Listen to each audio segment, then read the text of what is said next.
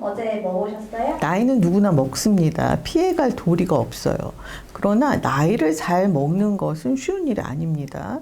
제가 어릴 적에는 이 세월이 흐르다 보면 저절로 연륜이 쌓이는 줄 알았습니다. 그래서 저도 꽤 괜찮은 어른이 될 줄 알았어요. 그렇게 믿었어요.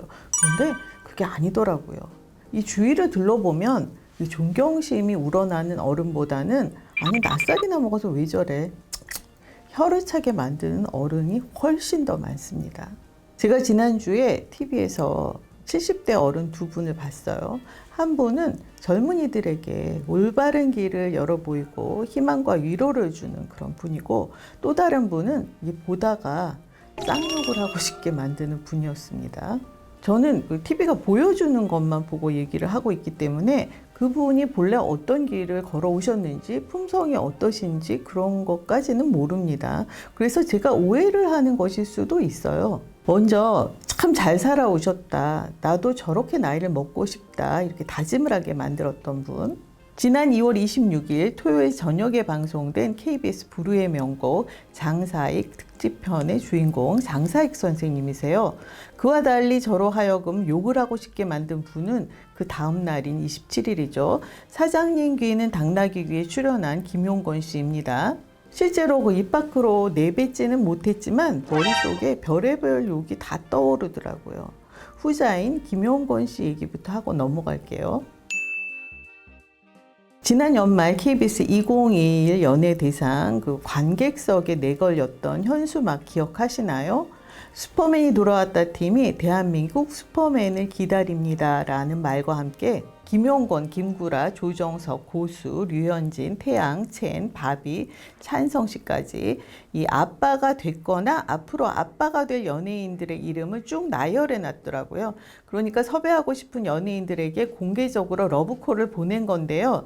거기에 그 솔직히 몇몇은 낄 자리가 아니잖아요. 특히 김용건 씨, 낙태 종용 논란으로 세상을 떠들썩하게 했던 것이 그 불과 몇 달 전의 일이었습니다. 그해 8월에 39살 연하의 당시 37세 여성으로부터 낙태 강요 미수죄로 피소를 당했으니까요. 그 여성이 24살 적부터 이혼 인연이라고 합니다. 제 딸보다 한 살이 어려요. 그럼 제가 감정이입이 되겠어요? 안 되겠어요? 여론이 마구마구 들끓은 끝에 합의에 이르렀고 지난해 11월에 아들을 출산했다고 합니다.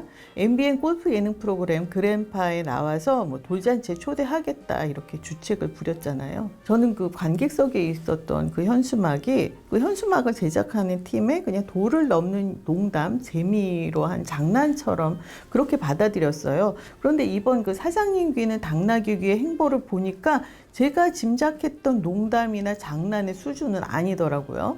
사장님 귀는 당나귀 귀가 김용건 씨 집을 방문했는데요. 김숙 씨, 전현무 씨, 그리고 이번에 새로운 MC가 된 고정 MC죠. 허재 씨까지 세 사람이 총 출동했습니다. 유례에 없는 일이에요. 초보 MC인 허재 씨를 위해서 MC 훈련소를 찾아갔다, 이런 명분이었어요.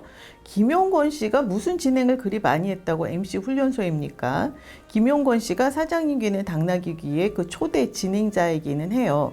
그런데 당시에 토크 분량이 없어도 너무 없었어요. 그래서 제가 KBS 옴부즈맨 프로그램 TV비평 시청자 데스크에서 사장님 귀는 당나귀 귀를 다뤘을 때 출연자들 사이의 말싸움이 도를 넘는 수준이어서 김용건 씨의 경우 분량 실종 상태다, 출연자 간의 조율이 필요하다, 이런 의견을 냈었는데 무슨 이유에서인지 그 부분이 편집됐더라고요. 어쨌거나 말 변변이 못하고 하차한 사람에게 뭘 한 수 배우겠다고 찾아가나요? 이거는 앞뒤가 안 맞잖아요. 제가 보기에는 간을 보는 거겠죠. 슈퍼맨이 돌아왔다에 출연해도 되겠나 안 되겠나. 그날 방송 내용은 김용건 씨가 그 요란했던 스캔들에도 불구하고 얼마나 멋들어지게 잘 살고 있느냐, 그걸 보여주는 데에 초점을 맞췄습니다. MBC 나 혼자 산다에서 나왔던 그 집에서 이사를 하셨더라고요. 방송인들이 한강뷰, 리버뷰 이러면서 껌뻑들 죽잖아요. 아주 숨 넘어갈 듯이 감탄들을 했었는데 역시나 억소리 나는 한강뷰 럭셔리 하우스 운운하는 기사들이 쏟아졌습니다. 그리고 최근 들어서 억대 작가로 급부상했다는 우국원 작가의 그림 한 점이 소개됐죠. 손예진 씨가 2018년 겨울 SBS 집사부 일체에서 집을 공개했을 때 거실에 이 작가의 그림이 걸려 있었어요. 그리고 그 후에 그림값이 천정부지로 치솟았다 이런 얘기들이 들려왔는데 김용원 씨가 작년에 힘들었을 때 그 작품 앞에서 기도를 많이 했다고 합니다. 아니 뭐라고 기도를 했을까요? 그 소란을 떨어놓고는 본인이 힘들었을 때 이 한마디로 사건을 정리해버리는 것이 저는 어른답지 못하다고 생각했습니다. 60대가 20대와 만나서 14년을 끌어온 거예요. 그 피소 논란이 있었을 그 8월 즈음이면 6개월, 7개월 정도 됐을 텐데 아이 역시 그 사건을 함께 겪었던 거죠. 기가 막힙니다. 바로 김용건 씨가 그렇게 그림을 보면서 기도했다는 그 우국원 작가의 그림. 마침 그 우국원 작가와 그 김용건 씨 아들이죠. 배우 하정우 씨의 그 2인전이 강남 모 갤러리에서 2월 11일부터 3월 18일까지 열리고 있습니다. 우국원 작가가 하정우 씨 개인전에 서문을 써줄 정도로 둘 사이에 친분이 두텁다고 하는데 김용건 씨 지금 그 아들 전시회 홍보하신 거예요. 김용건 씨의 그 옷방 규모가 정말 어마어마하더라고요. 거기서 이제 옷을 몇 개 골라놨다가 진행자들에게 하나씩 나눠줬어요. 허재 씨는 그래서 그 옷을 방송에 입고 나왔고요. 전현무 씨에게 선물한 캐시미어 코트가 정가 680만 원짜리라고 합니다. 방송 중에 제작진이 알려주더라고요. 뭐 스케치북이나 모니터를 통해서 알려줬겠죠. 아니 차라리 당근마켓에 팔아서 기부라도 하시죠. 전현무 씨가 어느 세월에 살 빼서 그 옷을 입고 다니겠어요. 그 단추 이렇게 제대로 잠겨지지 않는 옷 좋다고 받아온 사람도 안심하고 또 그 생색 내겠다고 넌지시 그 가격을 작가들에게 알려준 분 정말 한없이 안심합니다. 그러니까 이분들의 계획은 김용원 씨가 품이 바다같이 넓다고 이분 인품 훌륭한 사람이라고 시청자에게 세뇌를 시키고 싶었던 것 같아요. 뭘 위해서? 슈퍼맨이 돌아왔다에 출연시키기 위해서라고 의심을 해봅니다. 이러다가 슈퍼맨이 돌아왔다 해서 돌잔치를 하는 건 아닌지 모르겠어요. 이거 쾌재다 하고 출연시키는 제작진이나 또 덥석 좋다고 나오는 어르신이나 참 76세의 노역 참 무섭습니다. 그리고 보는 내내 나 이분처럼 나이 들고 싶다라는 생각을 하게 만들었던 또 많은 이들에게 위로와 희망을 건네줘서 참 고맙다라는 생각을 들게 했던 불후의 명곡 장사익 특집쇼 봄날. 불후의 명곡에서 단독 특집은 이미자 쇼 이후에 처음이라고 합니다. 첫 번째 곡 그 찔레꽃이 끝나자마자 누가 시킨 것도 아닌데 관객들이 모두 일어나서 기립 박수를 쳤어요. 신동엽 씨가 이 불후의 명곡이 10년이 됐는데 이런 광경은 처음 봤다고 했습니다. 아마 코로나19로 심신이 지친 분들이 많으셨기 때문이지 싶어요. 그렇게 위로와 감동을 받았던 거예요. 장사익 씨는 가수라기보다는 예인이에요. 눈빛이 강렬한 힘이 있으면서 또 맑고 선하잖아요. 흔히 혼신의 힘을 다한다라는 표현이 있는데 장사익 씨의 노래는 혼이 실려 있다는 느낌을 받습니다. 안타깝게도 그 몇 년 전에 목이 상해서 3차례나 병원 신세를 지셨다고 해요. 그래서 이번 무대가 2년 만이라고 합니다. 매일 아침 몇 시간씩 노래로 목을 푸신다고 하는데 1949년생 올해 나이 74세 그 연세에도 여전히 자신을 갈고 닦고 계신 겁니다. 마치 악기를 간수하듯이. 자신에게는 엄격하고 이 다른 이에게는 사려 깊은 분이시더라고요. 한 살 어린 그 50년생 최백호 씨와는 오래전부터 친구처럼 지내신다고 하죠. 그런데 최 선생이라고 부르는 것이 인상적이었습니다.